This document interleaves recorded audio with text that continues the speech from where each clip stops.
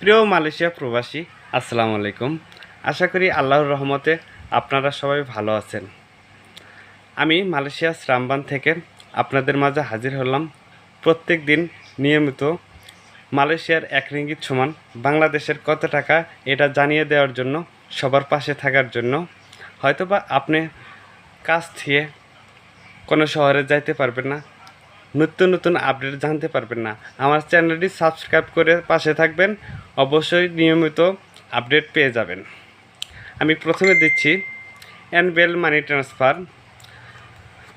মালয়েশিয়ার 1 রিঙ্গিত সমান 29 টাকা 8 পয়সা, 2.5% প্রযোজনা সহ 29 টাকা 81 পয়সা।